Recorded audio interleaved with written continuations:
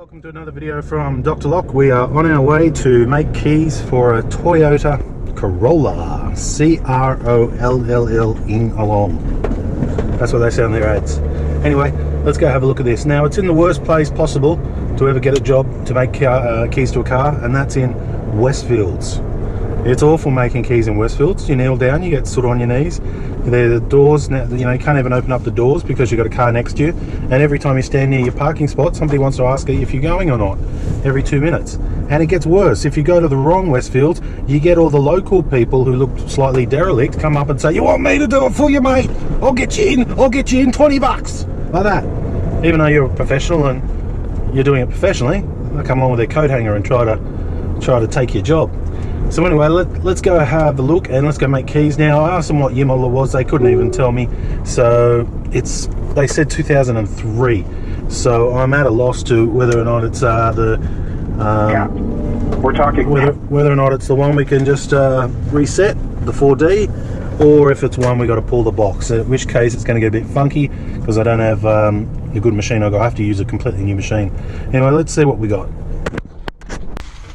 So there's our key there. We've just had a look through the car and we've looked everywhere to try and see if we can find the transponder chip. Looks like a sealed unit, but it's actually not. And the key's been dropped and the chip's gone flying. Now I had a look at the model, and the model is Toyota Corolla ZZ. So it's a 2002 model, right on the border. It is a 4C transponder, but the problem is it is a ECU reset. Bench reset. So the other day I was looking through the Lonsdor and I actually did see there was a function there for 4C. So what I want to do is I just want to power up the Lonsdor. I mean, I really don't think it's going to work, but at this stage, rather than pulling out the ECU, I might as well give it a try while I'm here. Now I need to find myself a 4C transponder, and I reckon I've got a couple of them right there. So I'm just going to run them through the cloning tool just to make sure we're talking turkey or C. Okay, so there's one 4C that's clonable. Okay, TI4C. Okay, so we've got two transponders there. Okay, that's a good start.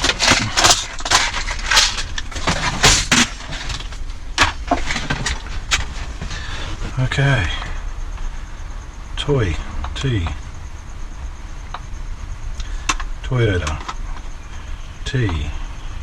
Toyota. Select from the vehicle, China. This is a Corolla, and 2001, 2006. It is a 2002 Immobilizer. Add master key. Look, at this stage we've got nothing to lose. Actually can do damage, so we should go under system because this is most likely saying it's going to be a 4D. Let's go back.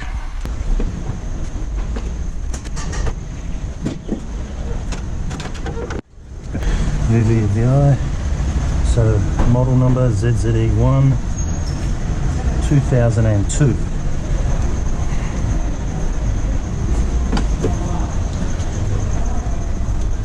Okay. So there's our OBD port just under there. Let's plug in. Got our key with our chips. We're in. So I'll just close the door just in case. Wind the window down. Okay. Voltage is very low, 10.5 volts. I'm going to put the key in the ignition. Security light is here, it's flashing a lot. My chip near the ignition. Turn it on. Add master key.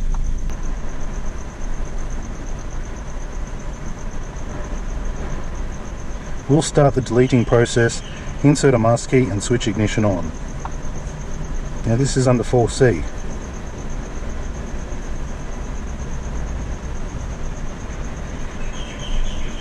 Okay, doesn't look good. It says program failed. Please check if the correct key is the key registered to the car. No, it's not. Let's try another one. Please check the vehicle immobilizer system. Okay, So it looks like it's not the right system. Try with a different chip.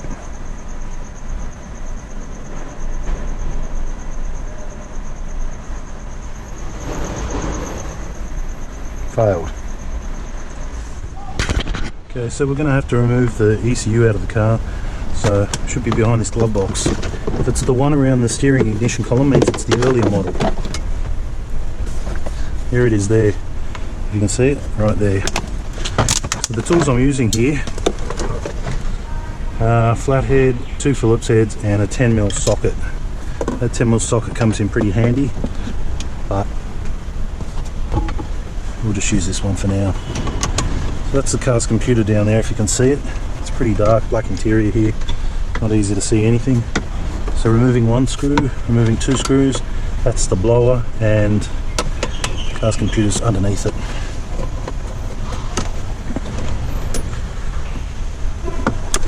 Now it's going to be interesting to see which way I program this, on what machine I program it on. Alright, so there's the actual, there it is there. Now it's got 2 plastic clips in here too, I'm going to have to dig those out. There's one. It's like a push in. One down here too.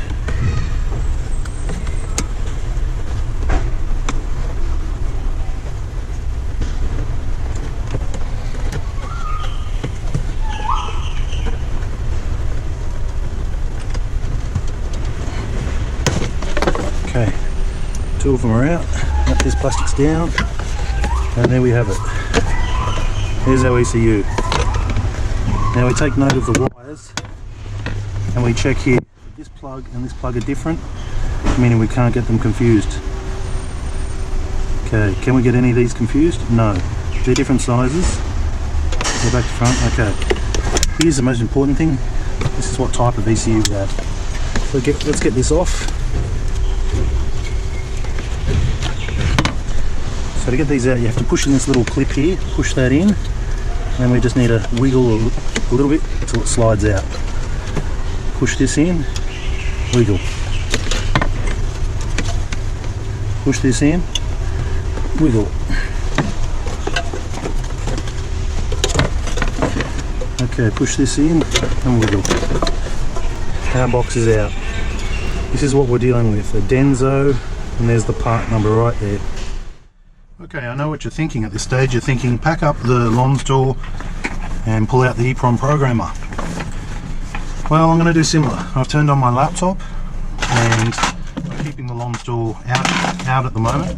That's for a good reason, because this time around I'm going to try and use the EEPROM programming functions of the Lonsdor to program this bad boy. So I've turned on my laptop as well, because I'm not too sure on whether or not the file will be in there or not.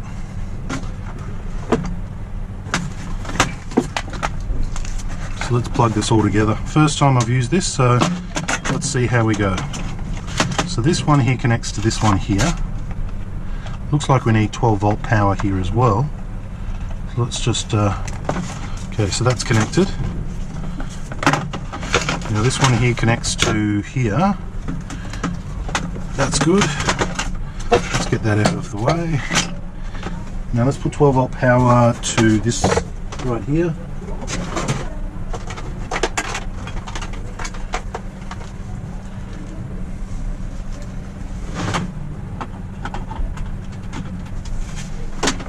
Okay, so there's my 12 volt power.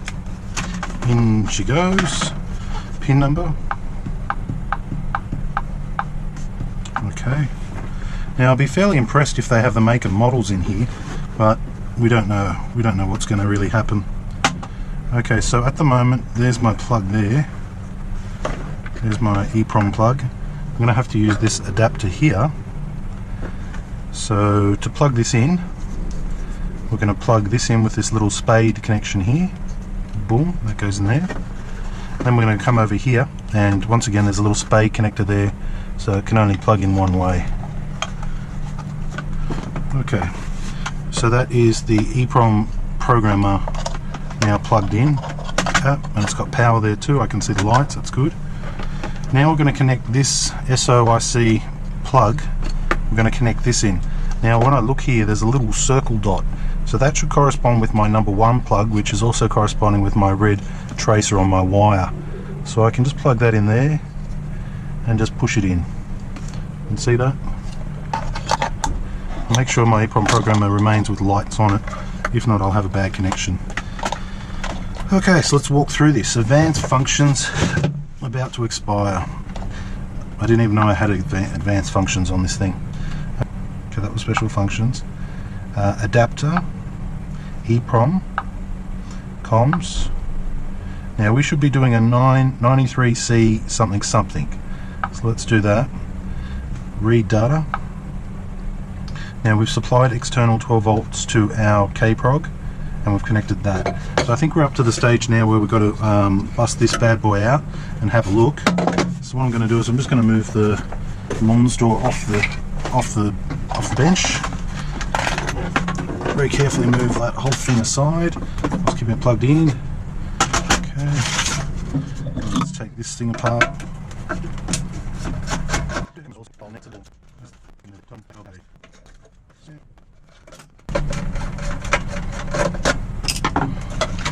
Okay. So there's half of it. We still need to dig a little bit further.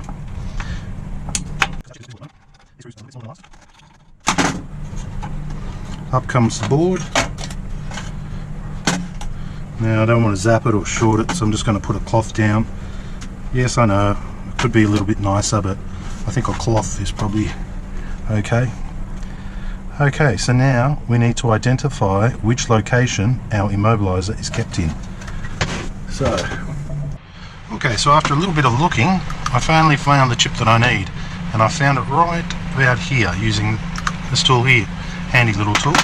Now that's the only one that's marked 96C56. All the rest are marked differently. So there's one there, 4 here, 1 here, and 1 here. So I'm fairly confident that's our chip we need to go after. The only downside about this is that it does have a little bit of a reflective coating over the top. So that can cause us a little bit of trouble. So let's push this over here. Let's make some room. Let's bring the Lonsdor back into the equation. Here's the Lonsdor. Here is our programmer. Let's put that there, hopefully nothing will short out. Now we also have to identify the first pin, and the first pin I can see is on the top left hand side, so that's going to correspond with the red marking there. So I'm going to very carefully click this on, and we should actually be connected now. Okay, so we've got our 12 volt power plugged in. We've got our chips ready. Hopefully we'll be able to do some funky read, write sort of deal on this. Hope you can see the screen okay. Run a succeeded to execute app. Okay. Run app failed. It's the first time I've used this. Normally I do it some other ones first of all.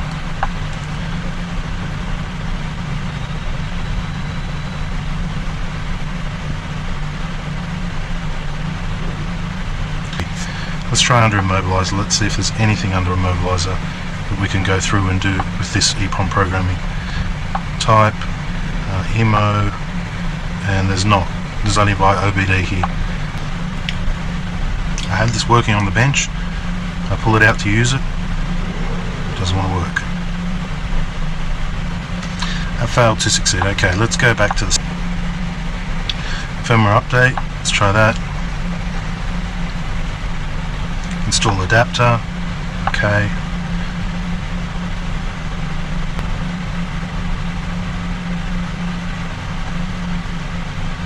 Okay.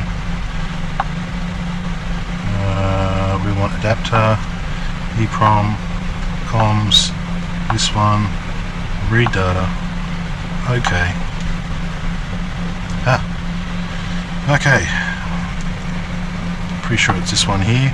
Okay. Shut memory size. Okay. So toy, just giving it a backup name. Corolla 2. Okay. Just make sure your input is correct. Bin. Okay.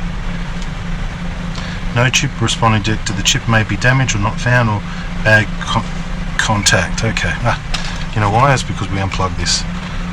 Let's try that again. Read all data, F, okay. No ADK during operation. Please make sure the data is correct. Okay. Reading finished. Okay. Read data. Okay. Okay, so is it a 16-bit? 93C56 16-bit. Okay. Okay.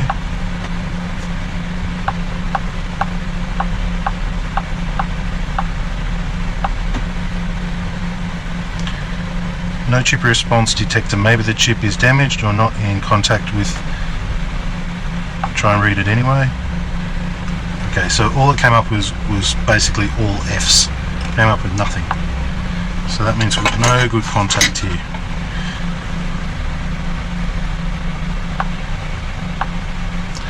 So let's go back and now give this a little bit of a clean. Most likely we don't have a good contact on this. Other people get a toothbrush with a little bit of araldite and they have to scrub this one. Let's try and reconnect here. Make sure our leg is on the right leg. Okay, that should be good. Let's try again. 56, let's try 8-bit. Had some fun today. I tried to use my Lonsdor to program this EEPROM, but unfortunately it needed an update. I might be running out of my premium setting and it couldn't connect, and then I tried an update, still got nothing. So I pulled out my backup, which is the Revi Lprog. I'm not sure how to say that. Normally I plug it in with this one on the side and read it. I tried and tried, I got no luck, so I pulled out the Lonsdor cable, tried that on there, and then I had some luck. So now this is our file here. This is our file here, and it's been read 93C56 16-bit. So I'm just going to quickly plug it back in, and I'm just going to check with the keys to see if they actually start to learn. If it doesn't start to learn, I have to flash it again.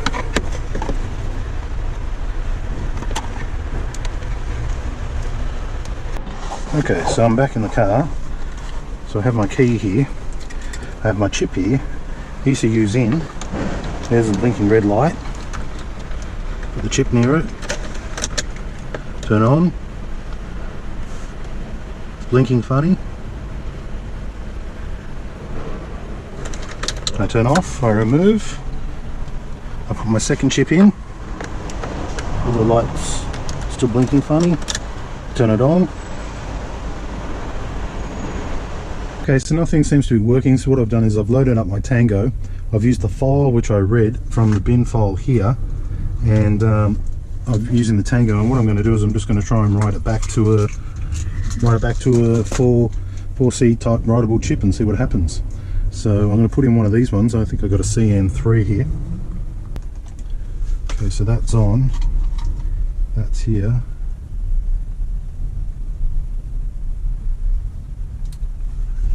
Okay, the chip is on, we're loaded there, Okay, now we're going to open that file again. I'm going to go find the one that we originally read and downloaded, which is this one here. And we're going to write that to this chip. I'm going to choose the memory, and it is EEPROM 93 series, 93C56 16-bit, or is it an 8-bit? I think it could be 8-bit. Okay, let's try writing it.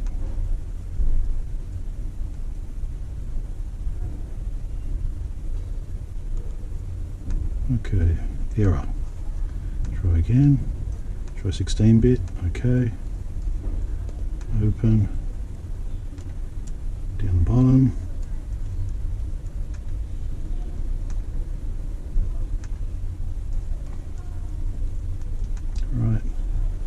Right. Okay, looks like we got a good dump on it. Okay, so let's go plug this back in the car and see if it if the light goes off. Okay, so this is a moment of truth. We have our transponder now. We have the ECU back in there. We need to put it back in its box. We have the key. We have the transponder. Now, ignition. light should turn off. If it doesn't, we're in trouble. Look at that. Okay, we're good. Okay, so we've had a bit of luck. So originally I tried the Lonsdor to use my programming adapter. I had no luck even communicating with it, so that was pretty frustrating. I wasn't able to communicate with the Lonsdor, and the Lonsdor wanted some sort of update. So then I went over to use my other EEPROM programmer, which I got off eBay. It was like 150 bucks. Reveal Prog IS, and that thing has been quite good. Now, I was a bit annoyed because I have to update my software for my Lonsdor. That's one annoying thing. So I mean, I try to use the adapter and it says, oh, won't work, update. So I updated it on the fly, on the job, like you do. And then I still couldn't get it to work and read this SOIC chip. Very frustrating. So luckily I travel with a second backup programmer, which I used. First thing I did was I backed up my data.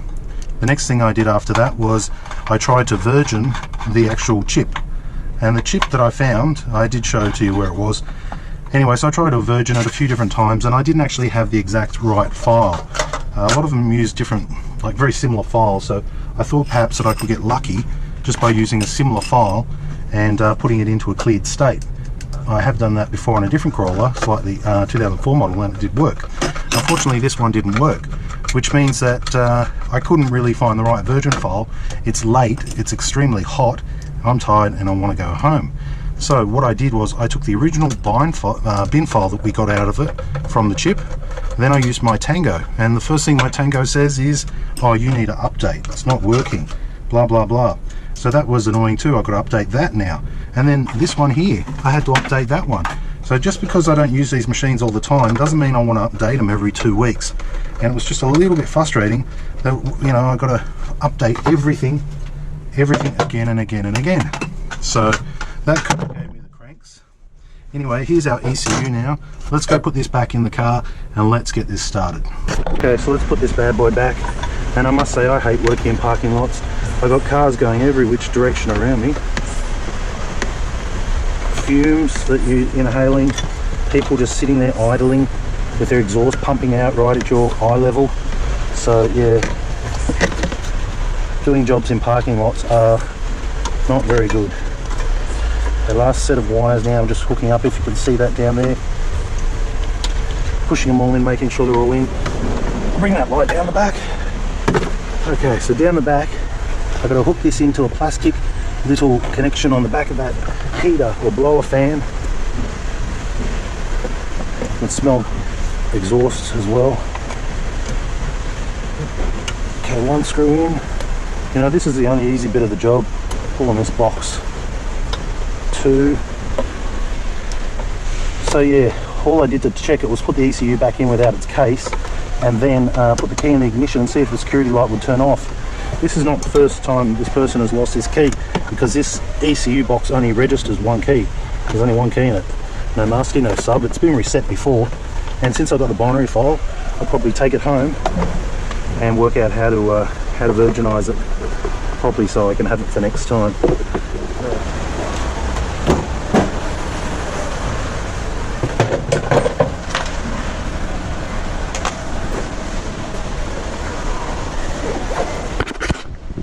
The battery's completely flat because they've been trying to turn it on for the last half an hour. So it's not completely flat, but quite thick. So we've got our power pack here. It's got some juice in it. That's a negative terminal. It's a positive terminal. Okay. Hook that up the side there. Should be okay. Okay, here's our chip.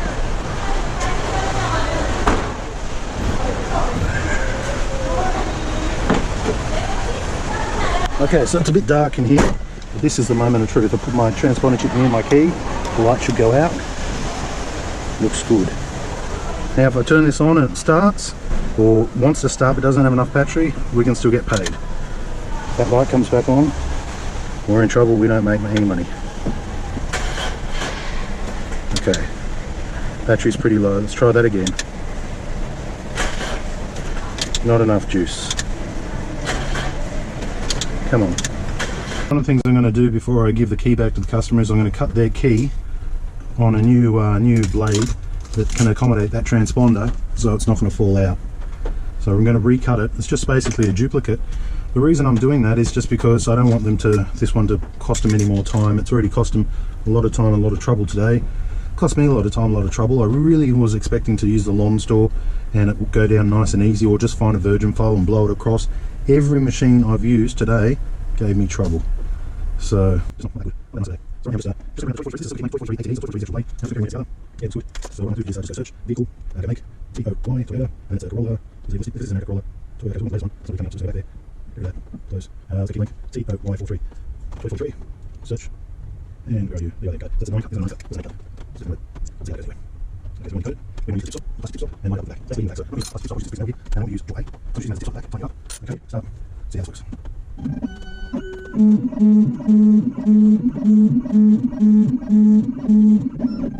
Okay, so using the case as a book. You know, see that, yeah, I don't think that's right. I'm actually just going to duplicate it. I don't want to waste the key blank. If it doesn't look right, don't want to waste it.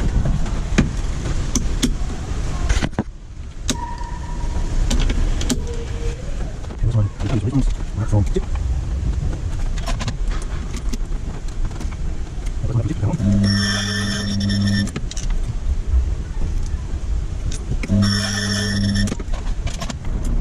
Okay, looks right. Let's test.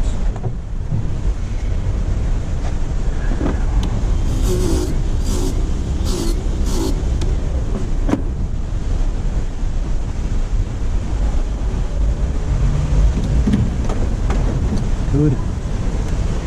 Good. Okay. The key works well. Let's put the transponder in it.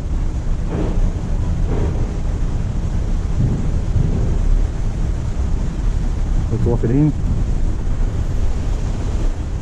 Okay, so it's, this has been on for a little while, so let's see if it's got any better. Okay, light goes out, good.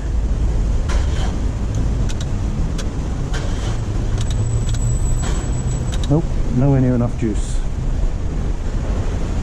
Okay, let's bring out the big guns.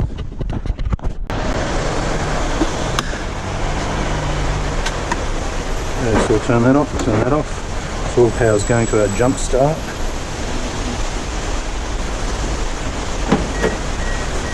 Always like to jump in so it doesn't take off on me. Foot on the brake, keys in the ignition.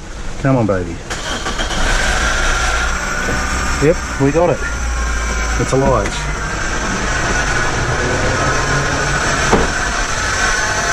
So let's disconnect this. Leave it running. Okay, so it's running. The customer's on the way back. Although it's making some funny noises and all the rest, yeah, I'll tell you what, it's music to my ears to hear it running. Some of my machines let me down today. It's made it hard, but at least now it's starting and it's running. Okay, we are leaving the parking lot. And I tell you what, there is some funky drivers in here. They push, they jump in front, they turn wide, they can't drive. The parking lot's leaking severely. And although it's raining outside, it is so humid, it feels like it's 26 to 29 degrees. I've even got the air conditioning on, and it's raining out there because it's so humid. Now the way this parking lot works is if they jump out first, they go first. If they think they're on the right, they'll push in. And if they don't want to wait, they won't wait. And if you're in their parking spot, they'll take your parking spot. So there's basically any rules go around here, anything can happen. Anyway, on that car there, look, it took me 2.5 hours. I'm not the best at all these EPROMs, you know, I've done a few of them, but you know what, I'm still learning every single day. That was meant to be a 1-hour job. I was expecting to use the Lonsdor. The Lonsdor failed on me, needed an update. I couldn't get the adapter to work, all sorts of problems. And then I probably didn't even have the right virgin file, or I probably wouldn't be able to read it and blow it down to a chip. So I was very disappointed that I couldn't just use the Lonsdor. I ended up using the Tango at the end of the day. I did use my little EPROM programmer, and I was able to read the file, back it up, and then use the Tango to write it back onto a writable 4C chip, LKP02, and that just put the original key back into the you know, original transponder is basically there. So if they were to find that chip later on, it would work.